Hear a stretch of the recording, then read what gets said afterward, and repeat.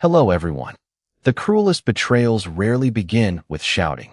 They begin with a signature. Stay with me, because the woman he called dependent had been carrying far more than his child for the past 5 years. Before the truth reaches the boardroom, decide what matters more to you: money, loyalty, or the courage to walk away. Subscribe to the channel and share your answer in the comments, because this story begins with a husband who believed one signature could erase a woman's value. The fountain pen clicked open with a crisp metallic snap that echoed across the silent penthouse. Grant Bennett didn't hesitate. He slid the leather folder across the polished marble table until it stopped in front of his wife. Sign it. Outside the floor-to-ceiling windows, Boston Harbor glowed beneath the fading colors of sunset. Luxury yachts drifted across the water while the city's skyline shimmered in gold. Inside the penthouse worth millions, the silence felt colder than winter. Claire Ashford Bennett lowered her eyes to the first page. Petition for dissolution of marriage. 5 years. 5 years of marriage had been reduced to 6 neatly printed words. She didn't touch the document. Instead, one hand rested instinctively on the gentle curve of her 7-month pregnancy. The baby shifted softly beneath her palm, as if sensing the tension surrounding them. Across the room stood Vanessa Reed. Elegant, confident, beautiful. She wore a tailored ivory dress and smiled with the effortless confidence of someone who already believed she belonged there. Claire noticed something else. Around Vanessa's neck hung a sapphire pendant. Grant had once called it irreplaceable. It had been Claire's anniversary gift. Now it rested against another woman's skin. Grant followed her gaze without a trace of embarrassment. I suppose you noticed. Claire slowly lifted her eyes. I did. His expression remained calm, almost rehearsed. I've finally met someone who understands me. Vanessa slipped her hand through Grant's arm. We didn't plan this, she said gently. Sometimes true love simply arrives. Claire studied both of them without saying a word. Grant mistook her silence for surrender. You've always been kind, Claire. He folded his hands together like a businessman negotiating another contract. But kindness isn't enough anymore. I've spent years carrying this family. You never understood business. You never understood ambition. You deserve someone simpler. His voice softened. And honestly, you'll be happier. Claire almost smiled. For years, she had listened to investors underestimate competitors before watching entire fortunes disappear. Grant was making the exact same mistake. He believed what he could see. A quiet wife. No executive title. No interviews. No public achievements. No visible career. He had never once asked why every financial crisis threatening his company mysteriously disappeared before reaching him. He never questioned why banks suddenly extended impossible credit, or why international investors always seemed willing to trust a company that had nearly collapsed more than once. He simply accepted every miracle as proof of his own brilliance. Grant tapped the final page. I've been generous. The penthouse stays with me. The company stays with me. You'll receive enough support to live comfortably. I've already instructed my attorneys to make this as painless as possible. Claire turned another page. Another. Then another. Paragraph after paragraph quietly erased everything she had supposedly contributed to the marriage. No ownership. No future claim.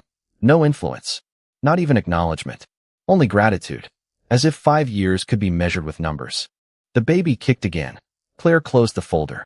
For several long seconds, nobody spoke. Even Vanessa seemed slightly uncomfortable beneath the unbearable stillness.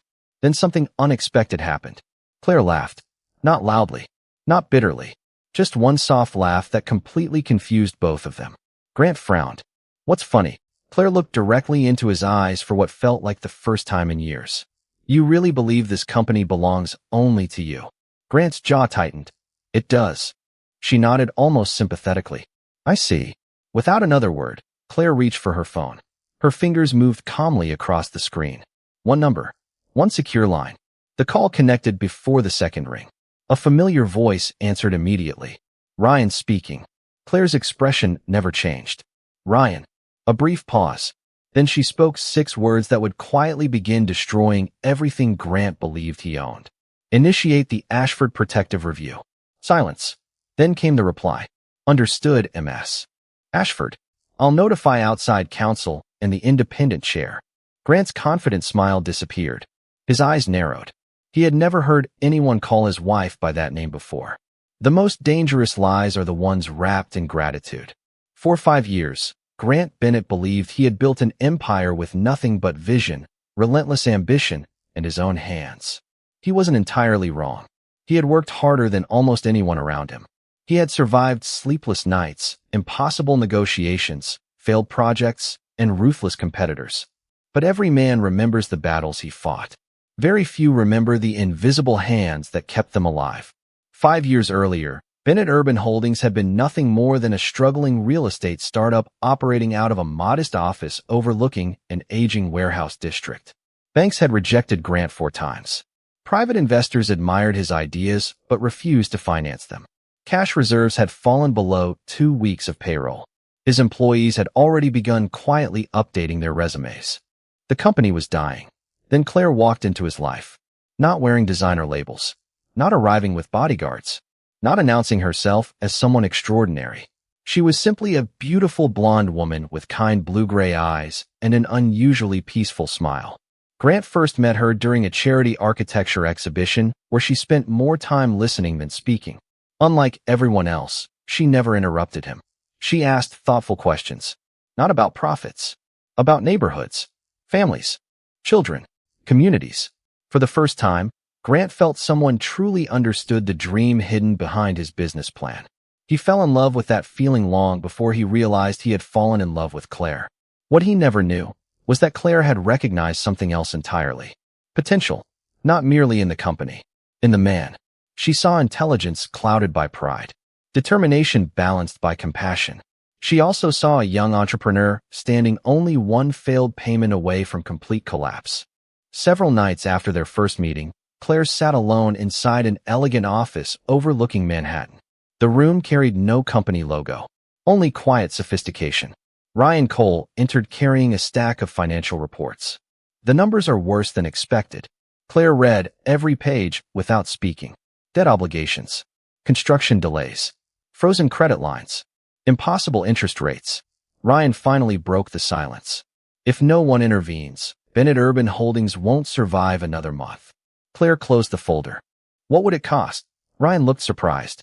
You've only known him for 3 weeks. She smiled faintly. I'm not investing in who he is today. She looked toward the city lights stretching across the skyline. I'm investing in who he could become. Within 72 hours, Ashford Vale Capital, the investment firm Claire had helped build before the marriage, acquired Bennett Urban Holdings' highest risk obligations through disclosed trust-managed entities represented by independent counsel. No press release followed. No interviews appeared. No investor conference celebrated the rescue. The transaction appeared in the company records under the firm's name, but Grant never asked who owned it. To him, it looked like impossible luck. Banks suddenly changed their minds. Credit lines reopened. Construction financing returned. International partners unexpectedly accepted meetings they had ignored for months. He called it momentum. Claire called it protection. Months later, they married. Grant insisted she stop worrying about work. I'll take care of everything. Claire never argued. Instead, she quietly stepped even farther into the shadows.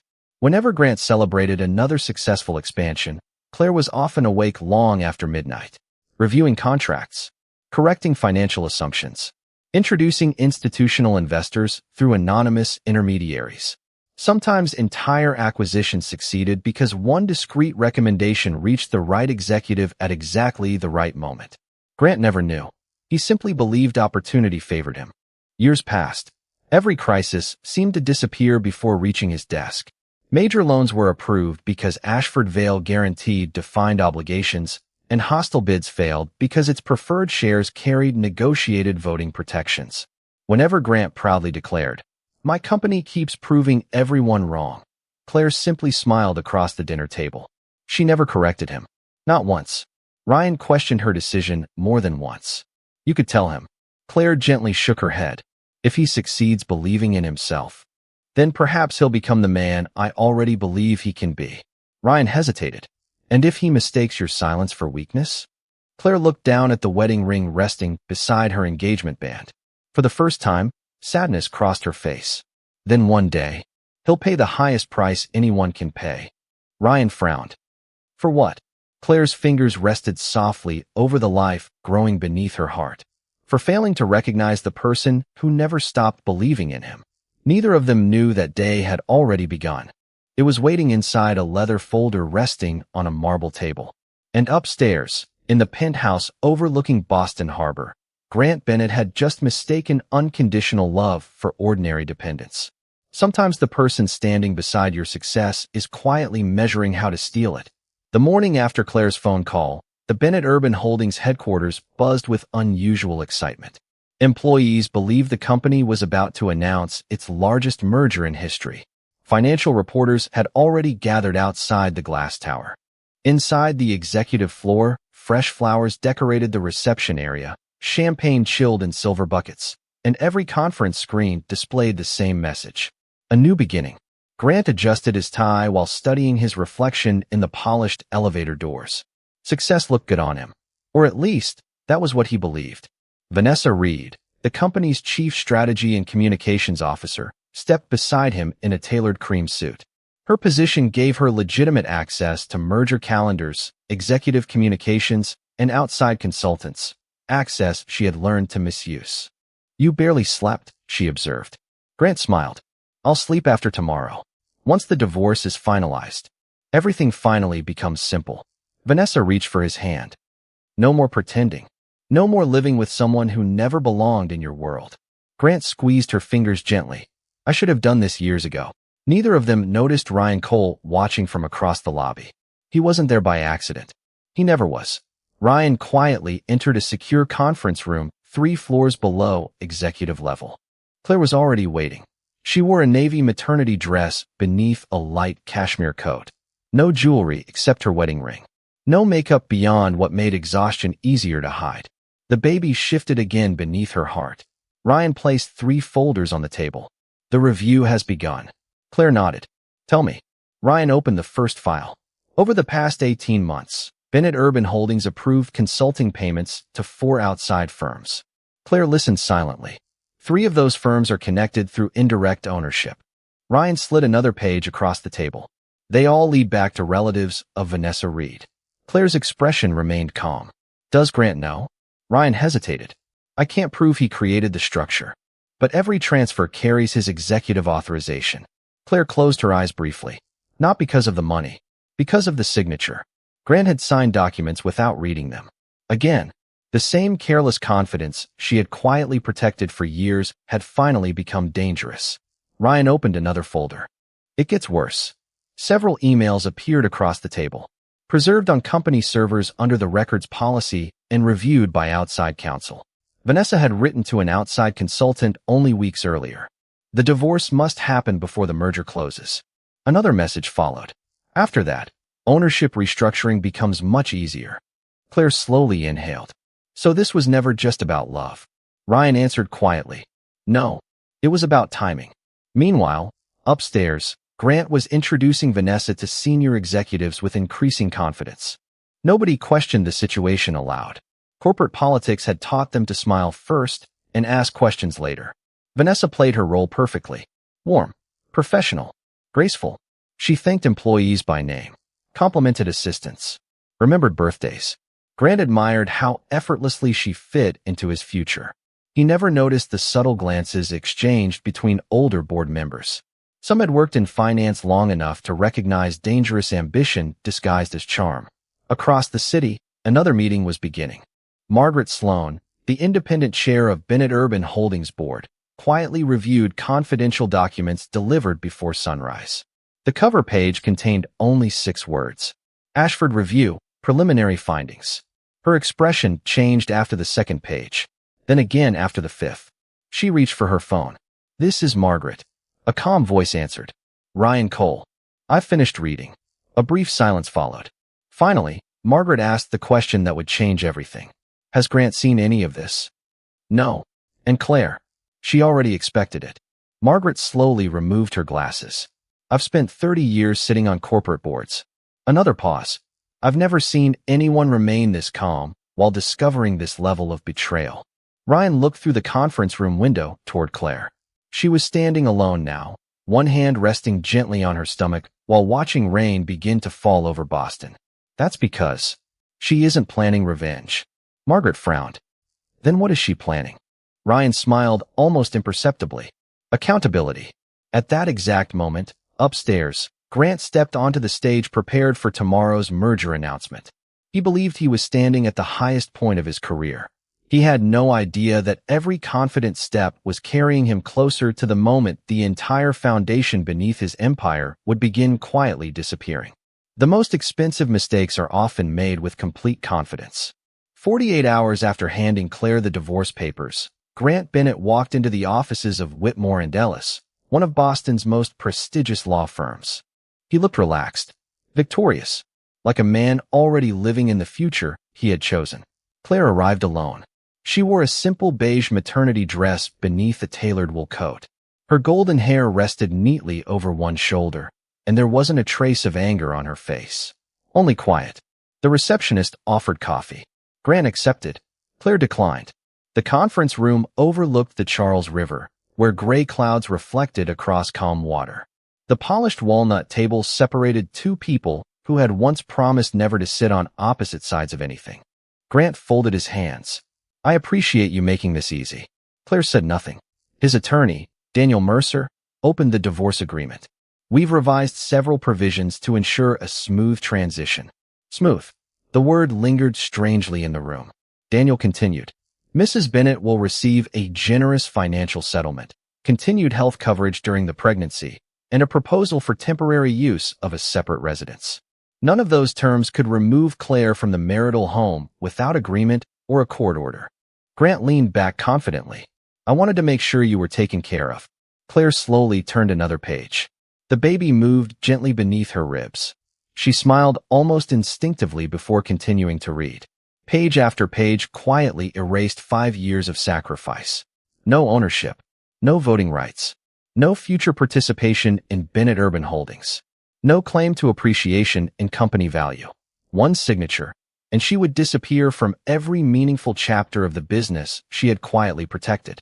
Grant mistook her silence once again. I know this isn't easy. His voice softened into something almost compassionate. But let's be honest.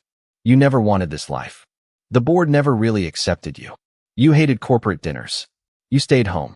You supported me. And I appreciated that. Claire finally looked up. Supported him. Such a simple phrase. He remembered the dinners. He forgot the nights afterward. The nights when she sat awake until 3 in the morning correcting acquisition models that his exhausted finance team had overlooked. The weekends when she quietly called international investors through private networks that never appeared in company records. The mornings she sold part of her own investment portfolio because payroll had been due before emergency financing arrived. Grant never asked why impossible problems kept solving themselves. He only celebrated surviving them. Daniel slid another document across the table. This section confirms Mr. Bennett retains exclusive ownership of all controlling interests associated with Bennett Urban Holdings. Claire read the sentence twice, then once more, very carefully. Finally, she closed the folder. Grant smiled. I knew you'd understand. Instead of reaching for the pen, Claire asked a single question. Mr. Mercer, the attorney looked up. Yes. When your firm completed its due diligence, did anyone verify the beneficial ownership behind the company's senior secured obligations? Silence. Daniel blinked. I'm sorry. Claire repeated the question calmly. The senior debt. The original restructuring agreements. The trust-controlled financing vehicles. Were they examined? Grant frowned. What difference does that make? Claire never looked at him. She continued watching Daniel. For the first time since the meeting began, confidence disappeared from the attorney's face. His fingers slowly tightened around the edge of the contract. What exactly are you implying, Mrs. Bennett? I'm not implying anything. She spoke almost gently.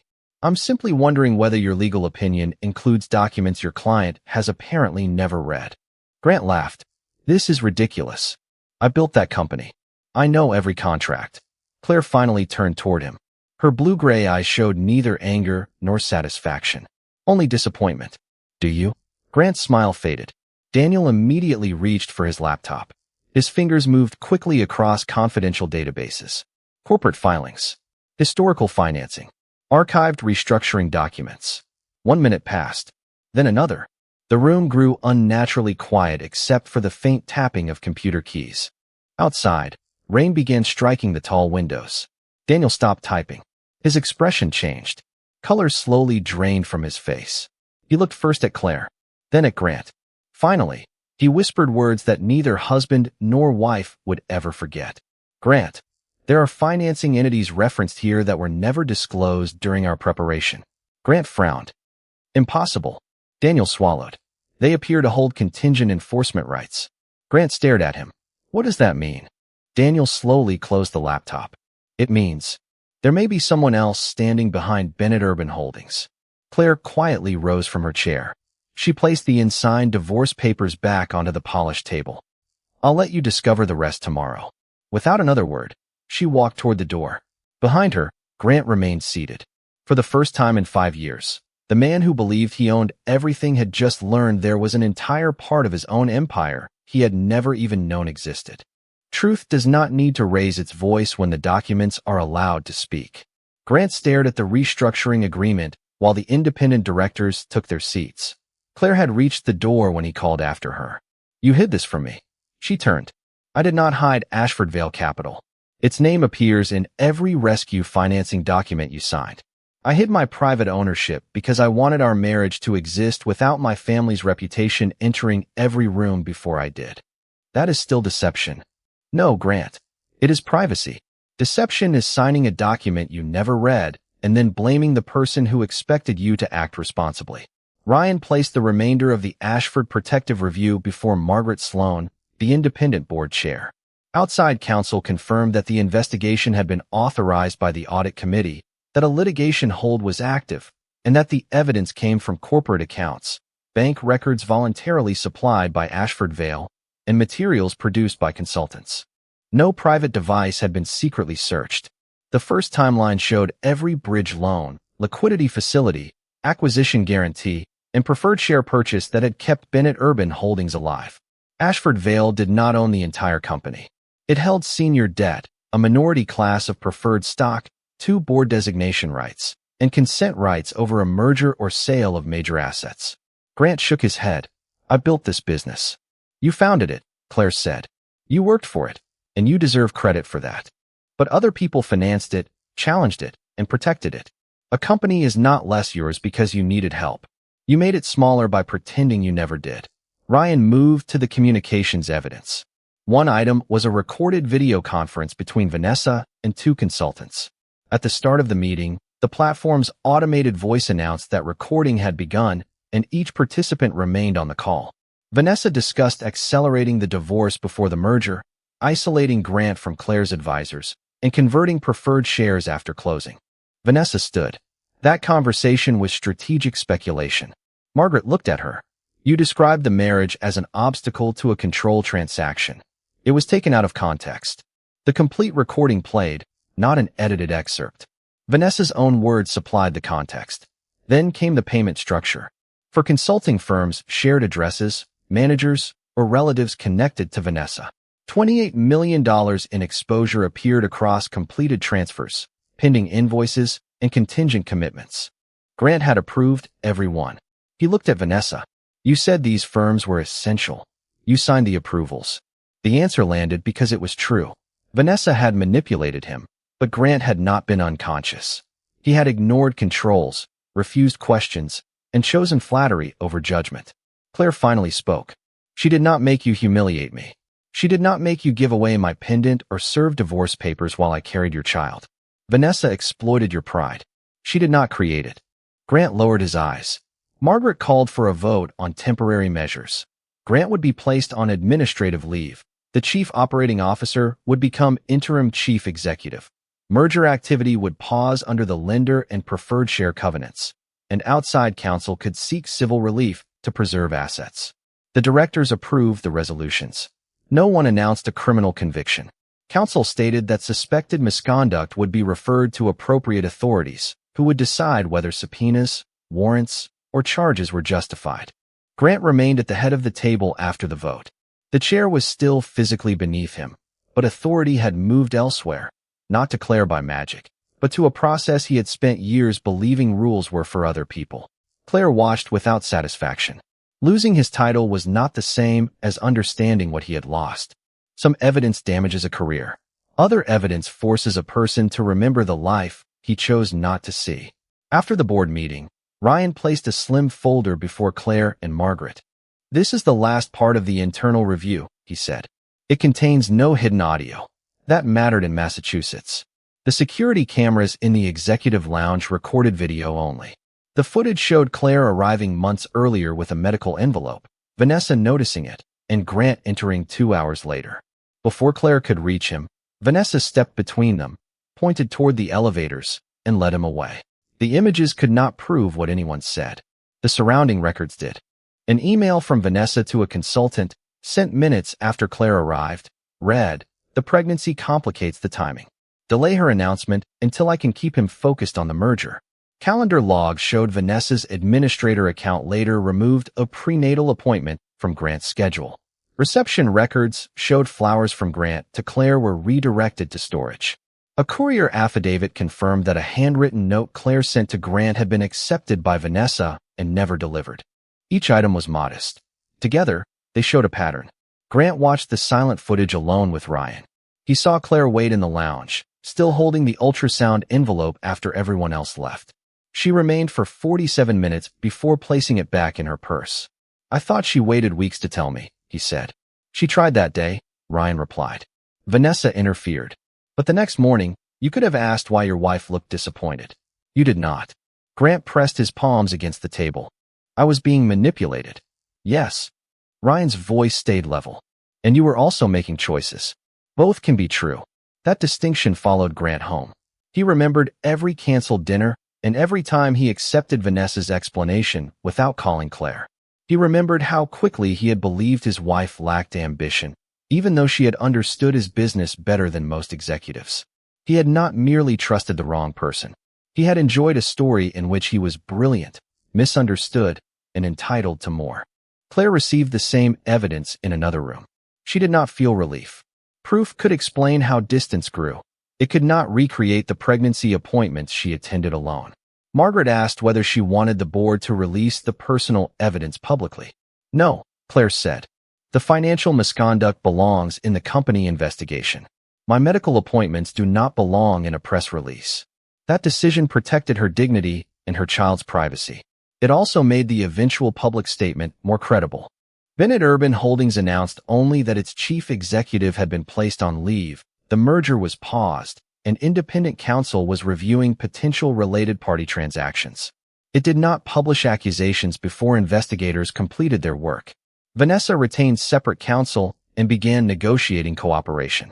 She returned company devices and produced messages from private accounts through her attorney. Her decision was not presented as heroism. She had pursued Grant, participated in humiliating Claire, and used her corporate access to isolate them. Cooperation could reduce future consequences. It could not erase responsibility. That evening, Grant called Claire. She allowed the call to go to voicemail. "I know now that she kept things from both of us," he said. "But I also know I wanted to believe her. I do not expect you to answer." Claire listened once and saved the message for her lawyer. Then she turned toward the unfinished nursery. She had spent years solving Grant's problems before he saw them. This time, she would let him experience the consequence without rescuing him from it. Her daughter moved beneath her hand. "You will never have to guess whether I chose you," Claire whispered. Justice begins when the right question is asked in the right courtroom. 6 weeks later, Claire entered the business litigation session of the Suffolk Superior Court. She was 8.5 months pregnant. Grant arrived with civil counsel. Vanessa sat separately with her lawyer. The hearing concerned Bennett Urban Holdings' request for a preliminary injunction and expedited discovery. The divorce remained a separate matter in the probate and family court. The judge explained the limits clearly. She would not decide whether Grant was a good husband. She would not issue criminal sentences. She would decide whether the company had shown a likelihood of success on its civil claims and a risk that assets or evidence could disappear before trial. Corporate counsel presented consulting contracts, bank records, platform audit logs, and the complete video conference recording with its automated notice. The forensic accountant traced payments through related entities and explained why the proposed merger could have converted voting rights and weakened existing protections. Grant's lawyer argued that he had relied on Vanessa and the finance team. The judge responded, "Delegation may explain who prepared a document. It does not automatically excuse the officer who approved it. Vanessa testified under oath. She admitted using her access to alter calendars and isolate Grant from Claire. She also testified that Grant authorized the financial transfers and understood that some assets would be moved outside ordinary company reporting. Grant looked at her as if betrayal had happened only when it reached him. When Claire was called, she did not describe herself as the secret owner of everything. She explained Ashford Vale's actual position and her own failure inside the marriage. "There was a time when I believed love meant protecting someone from every consequence," she said. "I paid debts he never saw. I corrected problems before they reached him. I confused sacrifice with partnership, and eventually my silence became permission for him to believe he stood alone." She looked briefly at Grant. But silence did not sign these transfers. Pride did not force his hand. He approved them. Vanessa created an opportunity, and Grant chose not to ask whom the opportunity would harm. The courtroom remained still. "My daughter will someday ask why her parents separated," Claire continued. "I want her to know that families do not end because truth is spoken. They end when truth is repeatedly ignored." The judge granted a tailored injunction. Identified assets could not be transferred outside the ordinary course of business. The company received expedited discovery and an independent monitor for specified transactions. The order preserved operations and payroll. It did not award Claire the company or declare anyone criminally guilty. Outside, reporters asked whether she felt victorious. "This protects employees and evidence," Claire said. "Victory is not the word." The divorce process required financial disclosure from both spouses. Massachusetts law allowed the court to consider the full marital estate and each party's contributions and conduct. Ashford Vale had existed before the marriage, but the parties still had to value marital growth, jointly used assets, the penthouse, support, and future parenting responsibilities. Grant approached Claire near the courthouse exit. "I am sorry." "I know," she replied. "I was manipulated." "Yes." He waited for absolution. Claire gave him truth instead. "And you betrayed me." Understanding one does not cancel the other. He nodded because there was nothing left to argue. 2 weeks remained before the due date. Claire stepped into the cold Boston sunlight, no longer carrying the responsibility of making Grant feel like the man he had chosen not to become. Some endings sound like a child's first cry, reminding everyone that consequence and hope can exist in the same room. 2 weeks later, Claire gave birth to a healthy daughter at St. Elizabeth's Medical Center. She named her Hope, not because the months had been easy, but because Hope had survived without requiring Claire to deny what happened. Ryan waited outside until she invited him in. He brought the sapphire pendant recovered through Vanessa's attorney. Claire placed it beside the crib rather than around her own neck. "One day," she said, "Hope can decide what it means." Grant did not appear without warning. Through counsel and a family therapist, he asked whether he might visit briefly. Claire agreed to 10 minutes, with a nurse nearby and no discussion of reconciliation. He entered carrying no flowers and no speech. He looked older because certainty had left him. When he saw Hope, shame crossed his face before wonder did. "I am sorry I was not the man either of you deserved," he said. Claire did not tell him everything was forgiven. An apology is a beginning, not a repair. He removed the ultrasound photograph Ryan had returned to him. Its edges were worn from being carried. "I keep thinking about the day she tried to tell me." "You cannot change that day," Claire said. "You can decide what kind of father you become after it." Hope's fingers closed around his offered finger. Grant cried quietly. The moment did not restore the marriage. It did not erase the affair or the financial approvals. It created only a possibility that a child might one day know a father who accepted boundaries and earned trust through consistent behavior. "I will not ask you to come back," he said. "I will follow whatever plan protects her. That choice is finally yours." The consequences outside the hospital unfolded over months. Bennett Urban Holdings recovered funds, canceled related contracts, and adopted stronger controls. Prosecutors later brought charges based on subpoenas, warrants, bank records, and cooperating testimony. Vanessa entered a plea agreement involving fraud-related conduct and accepted a ban from corporate officer roles for a defined period. Grant resigned permanently and later resolved charges concerning false records and misuse of company funds. His cooperation reduced uncertainty for employees but did not restore his reputation. The divorce judgment came after full disclosure and negotiation. Claire retained Ashford Vale and its premarital ownership interests. The marital growth and jointly acquired assets were valued and divided under an agreement approved by the probate and family court. Parenting time began gradually, conditioned on Grant's compliance with counseling and the child's needs. No one used Hope as a reward or punishment. Claire stepped away from daily intervention at Bennett Urban Holdings once the independent board and new management stabilized operations. She had learned that protection without boundaries could become another form of control. Ashford Vale remained an investor, not a hidden hand solving every problem. Years later, Hope would know the simplified version first. Her parents loved her, they could not remain married, and both were responsible for the choices they made. When she was old enough, Claire would tell her more. She would explain that wealth can rescue a business, evidence can protect a company, and law can assign consequences. But dignity is built differently. It grows each time a person refuses to betray herself merely to keep someone else comfortable. Snow moved across Boston outside the hospital window. Claire held her daughter close and understood that the richest future was not the one she had financed. It was the one in which Hope would never be taught to become invisible in order to be loved.